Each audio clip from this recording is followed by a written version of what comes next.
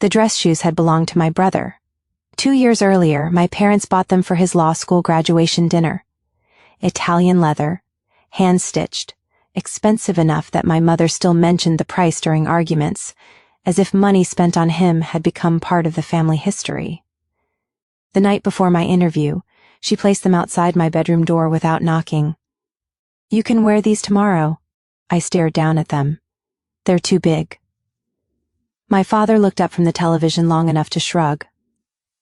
"Then walk carefully." I waited. Some stupid part of me still expected kindness to appear at the end of cruel sentences. It never did. "You should be grateful," my mother added while folding laundry on the couch. "Most people don't get second-hand opportunities." Second-hand opportunities. That sentence followed me longer than the shoes ever did. At midnight, I stuffed tissue paper into the toes and layered extra socks over my feet until circulation started disappearing. Every step still made a soft clicking sound because the heels lifted when I walked. I practiced anyway. Step, slip, like learning how to exist inside somebody else's life. The company headquarters sat in the center of downtown like it had been carved out of money itself. Marble floors, bronze doors, glass so polished it reflected people prettier than they really were. I stood outside for almost 3 full minutes pretending to answer a text message I never received. Then I walked in. The lobby smelled like expensive coffee and cold air conditioning. Everyone around me looked composed in that effortless way wealthy people do, like nobody had ever forced them to earn basic dignity first. At reception, the man handing out visitor badges glanced down at my shoes, not openly. Just enough. That was the thing about humiliation. Most of it happened in tiny movements, a pause, an extra glance, people adjusting their tone after deciding what you're worth. 32nd floor, he said politely. I thanked him too fast. Inside the elevator, my left heel slipped again. One of the other candidates noticed. She pretended not to. That somehow felt worse. By the time I reached the conference room, I could already feel blisters forming behind both ankles. The room overlooked the entire city skyline. A long black table stretched across the center like a courtroom bench. 7 candidates. 7 perfect resumes. 7 tailored outfits. And me. I chose the seat closest to the wall so only one side of my shoes would be visible. One by one, candidates disappeared into interviews and returned wearing different expressions. Confident, defeated, carefully neutral. I kept rehearsing answers in my head while pressing my feet harder into the carpet to stop the shoes from slipping. Then the door opened again. But this time the room changed. Not loudly, quietly. The way weather changes before people notice rain. Evelyn Cross walked in. Founder, CEO. The woman whose face appeared on magazine covers beside words like ruthless and visionary.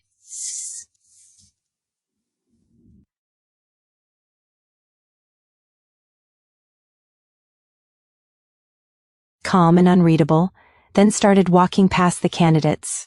Halfway around the table, she slowed, then stopped directly beside me. Her eyes lowered briefly, to the shoes. The tissue paper inside one toe had shifted slightly forward beneath the leather. I moved my foot back instantly. Too late. She noticed. Of course she noticed. "You're bleeding," she said quietly. My stomach dropped. I looked down. A thin line of red marked the back edge of my sock near my ankle. The room went silent. Every candidate suddenly became fascinated with their portfolios. "I'm fine," I said quickly. Evelyn kept looking at me for another second, not with pity, with recognition. That was somehow worse, or maybe better. "I still don't know." Then she asked the question nobody had ever asked me before. "Who taught you that pain is the price of looking acceptable?" I couldn't answer, because the truthful answer was, everyone. My entire life. Before I could speak, Evelyn stepped back and slipped off her own shoes. Black flats. Simple, elegant. She placed them beside my chair. "Wear these." I stared at her. "I can't do that." "Yes, you can. I'll give them back after." "I know." Every recruiter at the table was watching now. So were the other candidates. My hand shook slightly as I changed shoes beneath the table. Perfect fit. Perfect. I almost hated her for noticing. The interview started 5 minutes later, and for the first time that morning I answered questions without calculating whether people were staring at my feet. The discussion was brutal. Financial modeling, crisis ethics, leadership under pressure. At one point, Evelyn interrupted my presentation halfway through. "You apologize before every strong opinion," she said. The room froze. I swallowed carefully. "I'm trying not to sound arrogant." "No," she replied calmly. "You're trying to sound forgivable." That one landed somewhere deep. Somewhere old. The interview continued another 40 minutes. Not once did she go easy on me. Not once did she make me feel fragile, which strangely made me feel respected. Near the end, she closed my portfolio herself and asked one final question. "What happens when people spend years convincing you that you should take up less space?" Nobody in the room moved. I looked down at the borrowed shoes, then back at her. "You either disappear," I said quietly, "or you become so good they resent needing you." Something changed in her expression then, not pride, not sympathy, recognition again. Like she had once survived the same kind of house. The interview ended shortly afterward. I gathered my papers carefully, trying not to limp now that my feet had stopped hurting. As I reached the door, Evelyn spoke again. "One more thing." I turned. She nodded toward the shoes. "Keep them." I opened my mouth immediately. "No, I couldn't possibly—" "Yes," she interrupted softly. "You could." Then after a pause, "And stop apologizing before you speak." 3 days later, I got the job. Senior analyst track, full salary, full benefits. My mother cried harder than she did at funerals. My father started telling relatives he had always known I would succeed. Suddenly, every painful thing from my childhood became a motivational story instead of what it actually was. Neglect with good branding. 2 weeks after I started, I moved into my own apartment. Tiny place, leaking faucet, half-broken stove. But every object inside belonged to me. One Friday evening, a package arrived at my desk. No sender name. Inside was a shoebox. Brand new leather shoes, my size. Inside the lid, a single handwritten sentence. "You were never supposed to bleed to earn a seat at the table." I kept the note in my desk drawer for 6 months before I could read it without feeling something crack open inside me. Not because of the shoes, because nobody had ever spoken to me like I deserved protection before. At home, survival had always been treated like proof of character. If something hurt you, you were expected to endure it quietly. If something humiliated you, you were expected to learn from it. And if someone loved you, they were allowed to wound you as long as they had good intentions. That was the family religion. Pain meant effort. Discomfort meant growth. Silence meant maturity. I stopped going home every weekend after I started working. At first, my parents complained politely, then aggressively, then strategically. My mother began calling during work hours just to ask if I was too successful to remember family now. My father started forwarding me job listings with higher salaries, as if my current success only mattered if it became larger. Nothing was ever allowed to simply be enough. One Sunday evening, I finally visited for dinner after almost a month away. The house looked exactly the same. Same curtains, same hallway clock ticking too loudly, same feeling that every room had once witnessed me becoming smaller. My brother was there too. Golden child. Still untouchable. Still expensive. He noticed the new shoes immediately. "Wow," he said casually. "Guess corporate life worked out for somebody. Somebody, not you, not directly, but close enough." During dinner, my mother kept bringing up my salary in front of relatives like she had personally built it herself. She works at the executive level now. She handles major accounts. The CEO herself hired her. Every sentence sounded proud. None of them sounded sorry. Halfway through dessert, my aunt smiled at me across the table. "You must be grateful your parents pushed you so hard growing up," she said. There it was, the rewriting, the family version of history. I looked down at my plate for a second, then slowly set my fork aside. "No," I said calmly.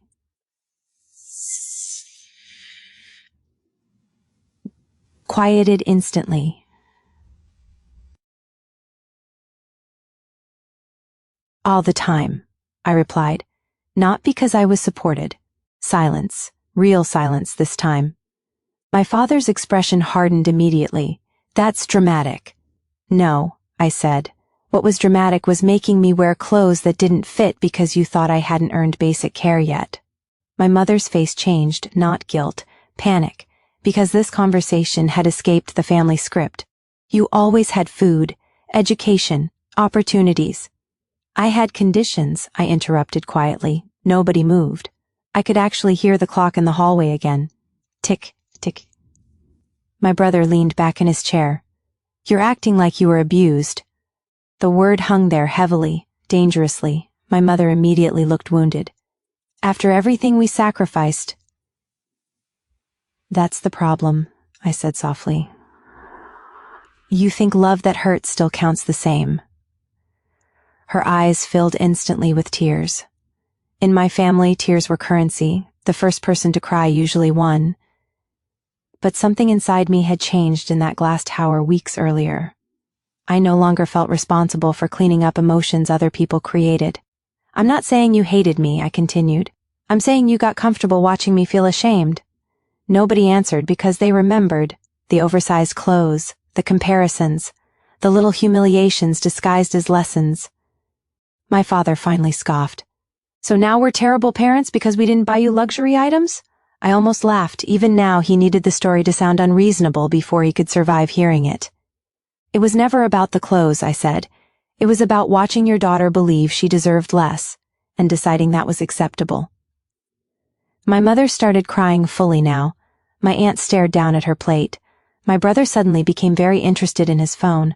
Same house, same adjustment afterward, everybody pretending normal around something painful. Only this time, I wasn't the one shrinking to make it easier. I stood slowly and reached for my coat. You're leaving? My mother asked through tears. Yes. You can't just say things like this and walk out. I looked at her for a long moment, then finally said the sentence I think I had been carrying since childhood. You taught me how. And I left. Outside, the night air felt colder than I expected. My hands shook while unlocking the car. Not from guilt, from grief. Because people talk about healing like it's peaceful. Sometimes healing is realizing your childhood wasn't normal and never coming home the same again. Monday morning, I arrived at work early. The office was mostly empty, except for the cleaning staff and a few glowing computer screens across the floor. As I passed the executive conference room, I noticed someone inside. Evelyn, alone, reviewing documents with her glasses low on her nose. She looked up briefly when I walked past, then paused. You look tired, she said. Most people say that casually. She didn't. I stood there for a second before answering. I had dinner with my family. Understanding crossed her face instantly. That fast, like she already knew the entire conversation without hearing a word. She closed the folder in front of her gently. Did they hear you? I thought about the silence after I spoke, the discomfort, the disbelief, the way truth sounded offensive inside rooms built on denial. Maybe for the first time, I said quietly. Evelyn studied me another moment, then nodded once. That usually costs something. I don't know why that nearly broke me, maybe because nobody had ever acknowledged the price before, not the emotional cost, not the loneliness afterward, not the strange grief of becoming emotionally healthier than the people who raised you. I looked away first, because if I didn't, I might have cried right there in the hallway, and for the first time in my life. I don't think she would have made me feel ashamed of it. After that night, my mother stopped calling for a while, not permanently, just long enough for the silence to become noticeable. At first it felt peaceful, then unnatural, then guilty, because when you grow up in a house where love is unpredictable, calm feels suspicious. You keep waiting for something to break. 3 weeks passed. Work became heavier, longer hours, bigger accounts. I learned how to speak during meetings without rehearsing apologies in my head first. I learned how to hold eye contact when presenting. I learned that confidence wasn't something people were born with. Sometimes it was just the absence of someone humiliating you every day. One Thursday evening, I stayed late finishing projections for a client acquisition report. Most of the office had emptied hours ago. Rain tapped softly against the glass walls overlooking downtown. I was reviewing numbers for the third time when my desk phone rang. Internal line. Can you come upstairs for a minute? Evelyn asked. Her voice sounded oddly tired. Of course. The executive floor was almost dark when I arrived. Only the corner offices still glowed softly against the city skyline. Evelyn's office door was open. For the first time since meeting her, she looked older, not weak, just exhausted in a way successful people usually hide carefully. Files covered part of her desk. Her laptop sat open beside an untouched cup of coffee gone cold hours earlier. "You wanted the Reynolds projections?" I asked. She shook her head slightly. "No, sit down for a second." I sat carefully across from her desk. For a moment, neither of us spoke. Then she slid a thin folder toward me. Inside was a photograph. A teenage girl standing beside a woman I recognized instantly, a much younger Evelyn Cross. The girl looked about 16, thin, nervous smile, oversized blazer hanging awkwardly off one shoulder. Something inside me tightened immediately. "That's my sister," Evelyn said quietly. I looked back down at the picture. The blazer sleeves were folded inward unevenly, just like mine had been. "She died 11 years ago."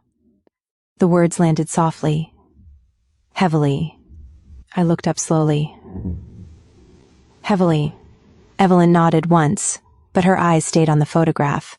"She was brilliant," she said. "Quiet, too observant for her own good." A faint smile touched her mouth briefly. "She used to memorize entire conversations and repeat them back later, word for word." There was affection in her voice. And something else. Regret. "She got into one of the best universities in the country," Evelyn continued. "Full scholarship. She should have been unstoppable." The office remained completely still except for rain against glass. "What happened?" I asked carefully. Evelyn leaned back slowly in her chair. "Our parents believed criticism created excellence," she said. "Nothing was ever enough. Not grades, not appearance, not effort." Her jaw tightened slightly, especially for her. I stayed silent, because I knew this kind of story didn't need interruption. One night before a scholarship dinner, my mother made her change outfits 4 times because she said the first 3 made her look cheap. I looked down at the photograph again. Oversized blazer, folded sleeves, trying to disappear inside borrowed approval. Evelyn's voice became quieter. She cried in the bathroom afterward because the shoes hurt her feet. The room suddenly felt very small. "She said she felt ridiculous," Evelyn continued. "I told her to ignore them. I told her our parents were just trying to help her succeed." A pause. Then, "I was wrong." The rain outside intensified softly against the windows. Evelyn looked away toward the city lights. "She spent her entire life believing love had to be earned through suffering." Her voice thinned slightly there. "By the time I realized what it was doing to her, it was too late. I understood then, not completely, but enough. Enough to know why she noticed my shoes before anyone else. Enough to know why she looked at humiliation like something dangerous instead of something normal." "She would have liked you," Evelyn said suddenly. I blinked once. "You barely know me." "No," she replied quietly. "I know exactly the kind of house you came from." That sentence settled somewhere deep inside me. Not because it fixed anything, but because being understood without explanation still felt unfamiliar enough to hurt. Evelyn closed the folder gently. "I need someone to lead the Hastings account transition next quarter," she said. "It's difficult, high pressure. Most people here think you're too inexperienced." I straightened slightly. "Do you?" She looked at me evenly. "I think you've spent your whole life functioning under pressure." A pause. "The difference is nobody here gets to convince you that suffering is your personality anymore." I didn't know what to say to that, so I said the truth.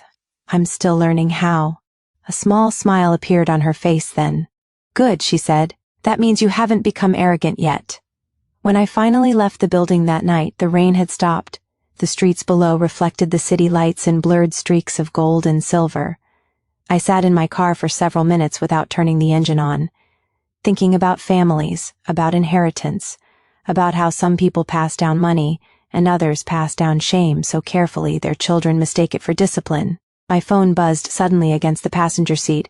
Mom calling. I stared at the screen for a long moment, then answered. Her voice sounded unusually soft. "Hi." Not angry, not dramatic, careful. "Hi," I replied. Silence stretched briefly between us. Then she asked, I'd a 32nd floor where my life had quietly changed weeks ago. Yes, I said gently, and for the first time in my life, I didn't apologize for it. For a few seconds, neither of us spoke. I could hear the television faintly in the background on her end, plates clinking, my father coughing somewhere far from the phone, home, or at least the building where my childhood happened. My mother began, then stopped.